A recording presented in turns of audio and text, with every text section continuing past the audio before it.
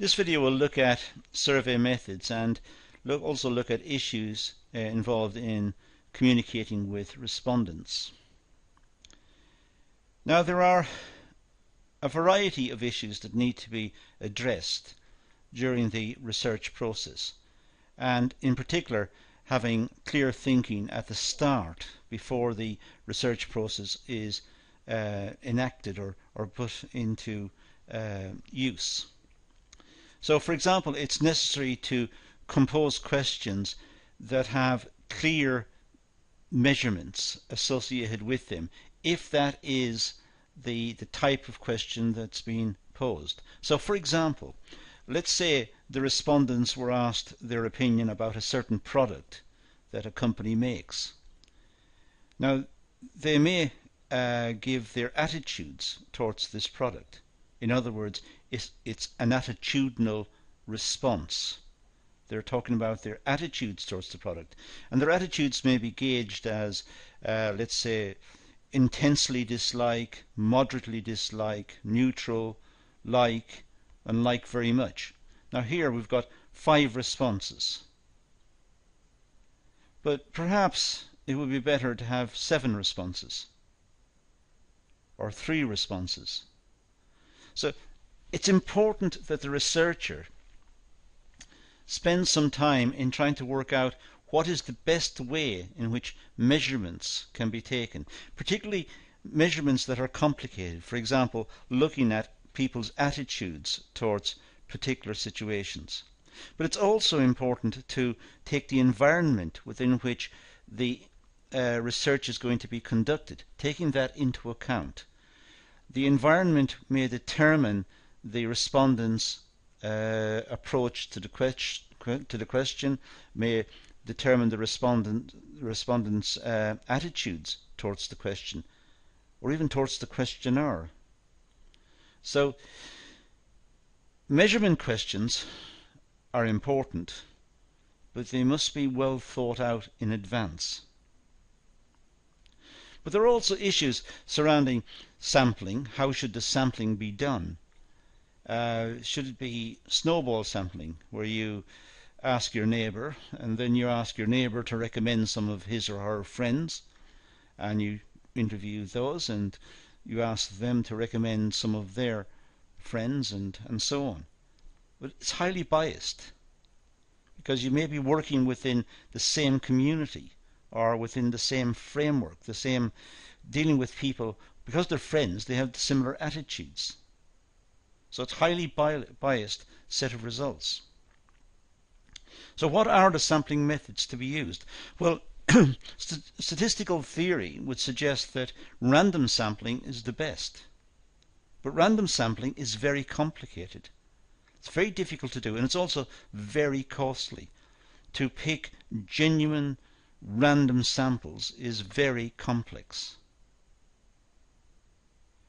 So normally we end up with stratified sampling, where we pick a certain proportion of a particular area and we sample it, or we have some sort of other form of sampling which is cheaper and is more accessible. But it's not as reliable. It may lead to dangerous outcomes. Dangerous for the firm or for the company. If it follows the recommendations from the research, it could go down the wrong path. And what's the size of the sample? Should it be 10 people interviewed, or should it be 1,000? What is the optimum size? And sometimes that's determined by the budget or by the time constraint. But perhaps it's more importantly, it should be determined by statistics and by the requirements of having a good sample size. And what sort of callback procedures are set in place? What if some follow-up issues need to be dealt with? Is it possible to contact the respondents and go back and ask subsequent questions? The sampling instrument attempt to minimize errors and create respondent screening procedures? Well, clearly it's important to try and minimize errors. But again, a function of the budget, a function of the time constraint. The best way of conducting the survey is by having random sampling. But it's very difficult to determine a random sample. And even if a random sample could be drawn easily, there are significant costs in locating the respondents, finding the respondents, travelling to them perhaps, and conducting an interview or conducting a survey. They may not even want to participate, having spent a lot of time and effort to try and find them and be precise, and they may not want to cooperate. So there are major issues associated with the research process, and communications can attempt to overcome these, having good communications and having a friendly disposition towards the respondents. That may help to get over some of the issues, but there are still issues that remain. Clearly, the interviewer needs to be trained. The interviewer should be sensitive to the way he or she approaches the respondent and conducts the interview. So there should be deep and quite significant training for the interviewer. And also, what sort of data collection procedures are going to be followed? For example, should the interview or the survey be recorded electronically? Or should it be handwritten notes? Should it be videoed? And each one has its advantages and each one has its disadvantages. But again, it's important to have thought about this in advance and to have looked at the pros and cons in terms of the reliability of the whole process vis-a-vis the feasibility of the process, whether the process can be undertaken and dealt with. Let's look at personal interview to start. Now, the requirements for success. Well, the respondent must possess the required information. Clearly that's the case. If the respondent doesn't know about the topic, it's not going to succeed. It's going to be a failed process. So clearly the respondent must understand and must know the information that's been sought. It's pointless asking a respondent about a product in a shop if the respondent has never seen the product. They must have some experience of it before they can answer questions. So the respondent must understand his or her role. They must understand the importance of the process. They must understand that the information they give may be used to develop the product or to influence the commercial course of the business, which may, of course, influence people's lives, influence their career paths, influence their jobs. So it's an important exercise, and the respondent should be aware to take it seriously, not just give off-the-cuff answers. And the respondent must be motivated to cooperate in the interview.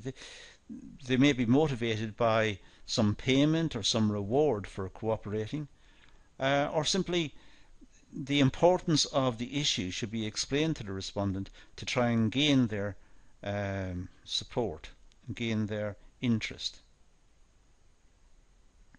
The respondent's motivation to participate will depend on the belief that the experience will be pleasant and satisfying.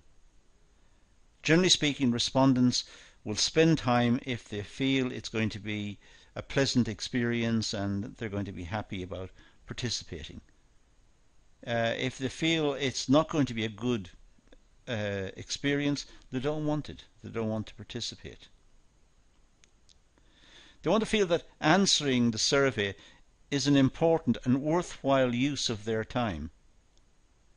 They want to know that what they're doing is useful. If it's not, if it's a waste of time, they're not going to take it seriously or even not participate in the first place. And they should have any reservations resolved. If they have any doubts, they should be able to speak to the interviewer or the person in charge of the process and have the doubts removed by talking and discussing the issues and dealing with the issues, answering the questions openly, honestly and fairly. They should be able to gain confidence in the whole process and participate. Now the interview, well, it's important to establish a good relationship between the interviewer and the interviewee. They both should be able to talk freely, they should understand each other, they should be able to make eye contact, they understand that they're there for a purpose. And the data should be gathered. Now the data should be gathered by probing. In other words, when the respondent gives an answer, the interviewer could look for additional information by probing the question, asking some issues surrounding the answer, what's meant by this and what do you mean by that, and trying to get an elaboration of what was said, and thereby getting greater insight into what the respondent meant by the answer. Recording the interview, well, the respondent may object to having it recorded, may certainly not want it videoed, but they may not want it recorded either because they may feel that at some time it'll be used against them in some way, or they simply don't want to perhaps participate in that more technical way. Perhaps taking notes may be more acceptable, or completing a questionnaire form. That might be more acceptable, but it depends. And it's important to simply thank the respondent for cooperation and ensuring the respondent perhaps of confidentiality and ensuring that the responses will be taken seriously and they were appreciated. Now, probing styles. I mentioned probing earlier, looking for elaboration to given answers. Well, the probing styles, they help with understanding and interest, as I said. They help the researcher understand what was said, what was meant by a particular response. But it's important to deliver the questions in a well-spaced manner. Don't rush through the questions. Don't hit the respondent with question after question. It's not an interrogation. This is trying to find measured responses from the person being interviewed. Try to get thought out responses, precise responses to precise questions. And repeat and explain the question if that's what's required. Perhaps explain the question or pose the question, essentially the same question, in different wording so that the respondent understands clearly what the question is about, so that they can give a precise answer. And repeat the respondent's reply to ensure clear understanding. So when the respondent gives the answer, the interviewer should repeat what was said so that the respondent agrees that's what was said, that's what was meant. Both sides understand clearly what was meant. Now, interview problems. Well, the first one is a non-response error, when certain questions are not answered, or perhaps when respondents will not participate at all in the questions. But a non-response error is a problem. Sometimes during an interview, the respondent simply will refuse to answer a certain question. Now, it depends on the importance of the question. And there also it's worth noting that all the questions should be important. Any questions which are not important are a waste of time and will alienate the respondent. But some questions may be absolutely central and some may be somewhat peripheral. But a non-response error can be a problem, simply where the respondent does not want to give an answer. There could also be response misunderstandings and recording errors. Sometimes people respond in a way that is not expected. They misunderstood the question perhaps, and they give the wrong answer. They give an answer to a question which was not posed. They thought they understood the question, but they didn't exactly understand the question, so they gave some sort of response, but it wasn't to the question set. But it could also be the researcher who causes the problem. The researcher may inaccurately record what the respondent said. The researcher may write down the answer was whatever, when in fact the respondent said something different. So it could be mishearing. It depends on the environment as well in which the interview takes place. If it's a noisy environment with a lot of traffic or a lot of people coming and going, there may be more distractions and there's more potential for errors in those circumstances. So it could be interviewer error, that the interviewer misheard the answer, or the interviewer didn't clearly state the question, or there was some interruption, there was some issue that broke the communications between the two, between the respondent and the researcher. Now, telephone interviews. Well, the various types of telephone interviews. Well, computer-assisted telephone interviewing. That's one where a company contacts a respondent by telephone and has a series of questions which are on a computer, and they may be able to record these more precisely on the computer and record it straight away. So there's less handling the data and less errors as a consequence. But can I say immediately here that telephone interviews have got a lot of bad press over the last few years, and a lot of companies are so-called spamming people and interrupting people at home, randomly phoning them and trying to sell products and contact people without their permission, and it's seen as intrusive. And even governments are now involved in trying to reduce companies from contacting randomly individuals by telephone. It's seen as not fair that people should be constantly interrupted by, sometimes electronically the numbers are dialed automatically by a machine, and they are trying to get a response from people. It's seen as intrusive. So there could be computer-assisted telephone interviewing. As I said, it could be computer-administered telephone survey, where the computer is used to fill out the forms straight away. The respondent gives answers, and the person at the other end, the researcher, types those straight into a database. So there's, as I said, less errors involved. In both ways, it's still a controversial way of getting information nowadays. So the problems, well, sometimes people don't pick up the phone at a certain time. Many of these research activities nowadays are conducted from other countries because it's cheaper to do so. So, for example, in the UK, many calls will come from places like India. And because of time, they come to the UK at certain times during the day, and people know not to answer the phone during that time. But then they are losing the facility of the telephone.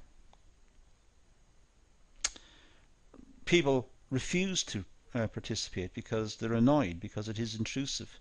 They didn't invite the contact. Now, it could be self-administered research.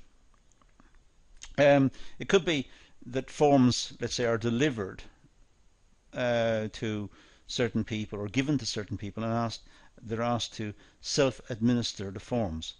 Well, this is asking the respondent to do some work. So again, non-response could be a big issue here. People simply think, why should they spend their time filling out forms for someone else? They've got other things to do. It could be a mail survey going through the post. Again, it may be seen as spam because the respondents, the people in the house, didn't ask for this response. Didn't ask for this mail survey, and will therefore give a non-response. They feel that they've got other things to do in life rather than sit at the kitchen table filling out survey forms for people they don't know or never met. So the disadvantage here, large non-response error, as you would expect. A lot of these type of approaches are not dealt with by the respondent. They may go straight into the disposal bin. And it can't be a long form. If it's a long, detailed and complicated document, it's even less likely to get a response. So not a lot of information can be picked up in this way. Now, concurrent techniques to improve mail response. Well, reduce the length of the questionnaire. Reduce the amount of information that's required. Ideally, get it down to a few questions. That might improve the response rate. But again, many people will simply not even open the envelope. If they know it's a survey, they're not going to deal with it right from the start. There might be sponsorship, however. The companies may give some rewards for respondents dealing with the form and returning it. So there might be some sort of sponsorship, some sort of remuneration or payment or vouchers or something of this nature.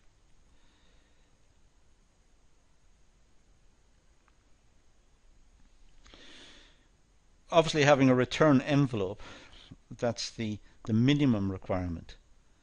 Return stamped or franked addressed envelope. But that's just the minimum. Again, the respondents will expect more reward than just an envelope to return it, to return the response. So the postage should be paid, obviously. If it's personalized, it tends to have more of a chance of being dealt with by the respondent. If it's addressed to someone specifically, they may respond. But if they haven't had contact with that organization before and the information is personalized to them, they may get worried as to how the organization got their details. It sounds like some database with their information has been sold on to another company, and that may cause issues as well. Are they guaranteed anonymity? They may not want their name published, or they may not want their details published, and they may not want to go onto a database and again have the database sold on to other companies, so eventually they're getting so much spam mail every day that their lives are almost ruined by this. So they want it to be private. Also, they look at the size and the colour and the reproduction of the material. If it's done very professionally, they may respond more quickly. If it's cheap and looks very basic, and they may not respond. Money incentives may help. Giving them vouchers, as I said earlier, or some form of payment, that might help. Deadline dates may encourage a response, or they may think, well, so what? It doesn't matter. So deadline dates, perhaps it's an issue, perhaps it's not. A cover letter is always a good idea, explaining the survey and explaining how they come to be on the list and allaying any fears they may have about responding and about confidentiality and so on. So a cover letter is a good idea. Now, outsourcing survey services. Well, there are research firms and they provide centralized location for interviewing. So they have the facilities for proper interviewing and they can conduct this very professionally. They have also the possibility of setting up focus group facilities and have trained facilitators who can handle focus group requirements. They have trained staff with experience. They are professional in what they do and what they're attempting to deliver for their customers. They also have good data processing and statistical analysis capabilities. They have statisticians and computer personnel who are capable of developing outcomes from data and making projections from data that are based on statistical theory. It's not guesswork. And access to point of sale data and point of scale data. Scale data could be large amounts of data. So they have access to large amounts of data and personnel who will be involved in both the collection and analysis of data, and also the perhaps they're located in centres with many possible respondents. But point of sale data, they may have some access to that within companies as well. It's not mentioned on the list here, but they may have some access to it and be able to work out the type of buyer for particular products. The last point here is they may also be able to use panels. Now a panel could be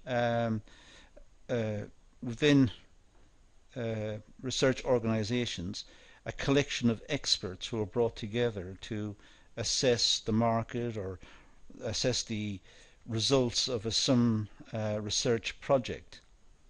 And these experts run right across from computing, statistics, interviewing, maybe human resource people, psychologists. So a whole range of personnel may be involved in panels looking at some research activity and some survey activity, trying to optimize the response rate and trying to determine what the responses actually said and how reliable they are. So these are some of the issues that we may deal with or meet when we're looking at interviews and survey methods and survey techniques. Well worth bearing in mind. It's wise to go back over it, make some notes, and have this ready whenever we meet the topic of survey research or interviews. Have these notes ready for discussion. But that's all we're going to deal with here, so let's leave it at that and say thank you for watching.